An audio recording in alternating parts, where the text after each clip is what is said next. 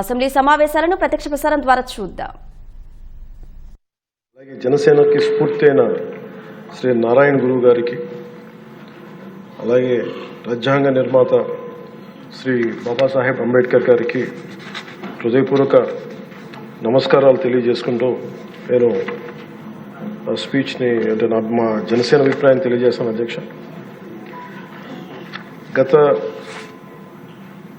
2 దశాబ్దాలుగా ప్రత్యేకించి ఇంకా స్పష్టంగా చెప్పాలంటే 2004 నుంచి చాలా దళిత మేధావులతోటి, చాలామంది దళిత కార్యకర్తలతోటి, అటు మాల మాదిగ ఉపకులాలు కావచ్చు, అన్ని రకాలుగా చాలామంది మేధావులతోటి చర్చల్లో పాల్గొన్నవాడిని. అధ్యక్ష, వారు నన్ను మనస్ఫూర్తిగా ఆహ్వానించారు.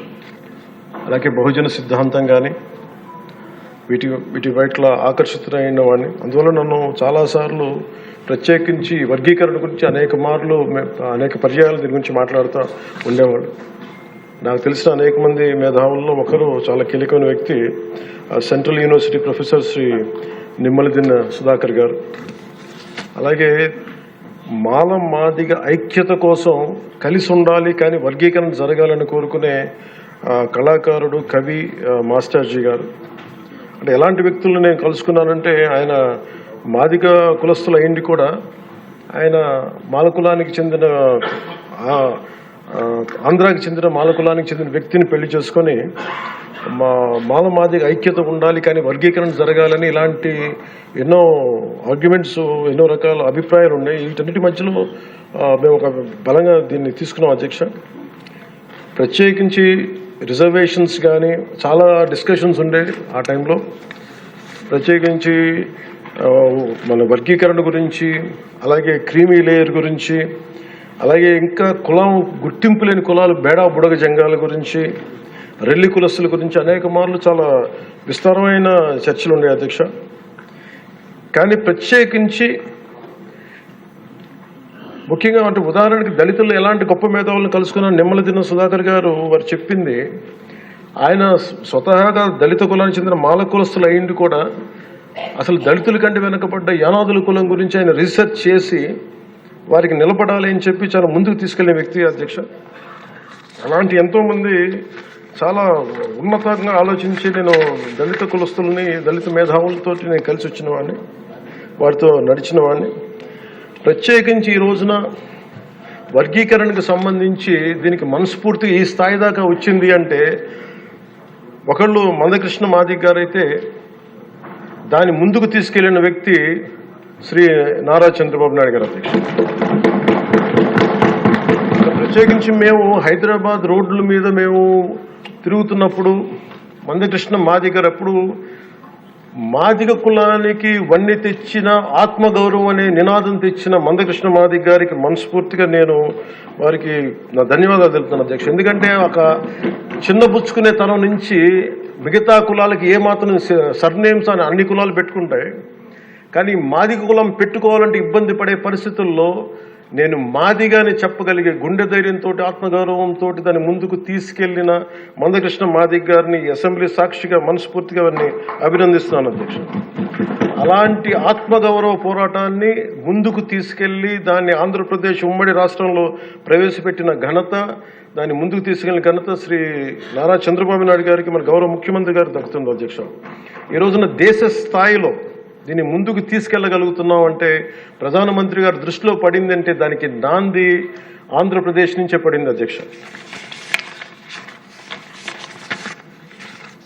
మేజర్గా మాకు అప్పుడు నేను ఇలా దళిత మేధావులతో అందరితో మాట్లాడుతున్నప్పుడు ఇది వర్గీకరణ మాల కులస్తులను తగ్గించి మాల కులస్తులకి అన్యాయం జరుగుద్దని చాలా 2 వర్గాల వారు కూర్చొని మాట్లాడుకునేవాళ్ళు. అధ్యక్ష, ఆ టైంలో నాకు వినిపించిన ఆర్గ్యుమెంట్స్ అధ్యక్ష, ఉదాహరణకి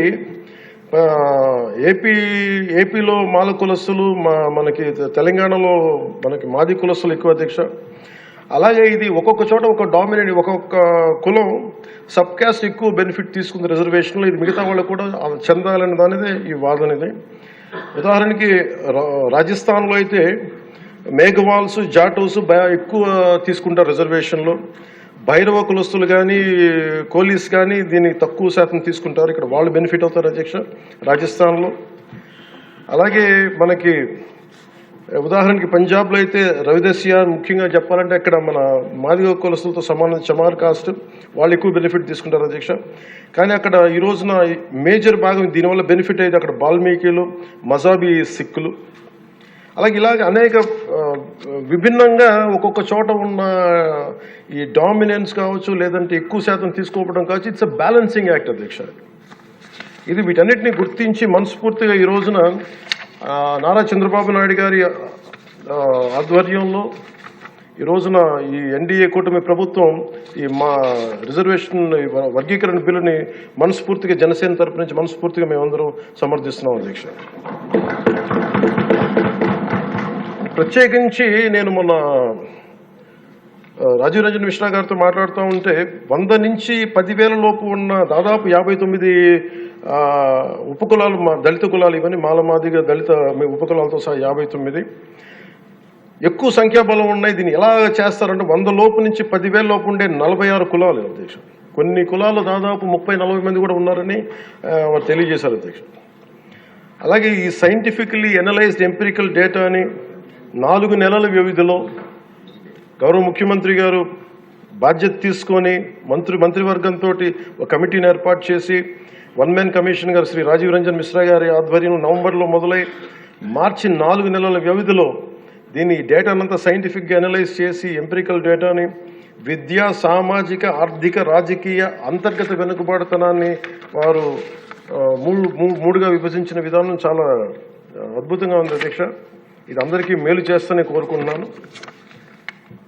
మందకృష్ణ గారు వర్గీకరణ ఉద్యమానికి ఆద్యులు. మందకృష్ణ గారు వర్గీకరణ ఉద్యమానికి ఆద్యుడు, వర్గీకరణ సాధన పోరాట సమితి యోధుడు అధ్యక్ష మందకృష్ణ గారు. నారా చంద్రబాబు గారు సైబరాబాద్ సృష్టికర్తే కాదు, వర్గీకరణ రూపకర్త కూడా. శ్రీ మోదీ గారు నయా భారత్ నిర్మాతే కాదు, వర్గీకరణ ఫలప్రదాత కూడా. అందుకని మనస్ఫూర్తిగా ఈ వర్గీకరణ బిల్లుని ముందుకు తీసుకెళ్లి దీనిని ఆంధ్రప్రదేశ్ అసెంబ్లీలో ఈరోజు ప్రవేశపెట్టినందుకు మనస్ఫూర్తిగా ముఖ్యమంత్రి గారికి, అందరికీ, మంత్రివర్గానికి, సభ్యులందరికీ మనస్ఫూర్తిగా ధన్యవాదాలు తెలుపుకుంటూ స్పీకర్ గారికి నా హృదయపూర్వక ధన్యవాదాలు తెలియజేస్తున్నాను అధ్యక్ష.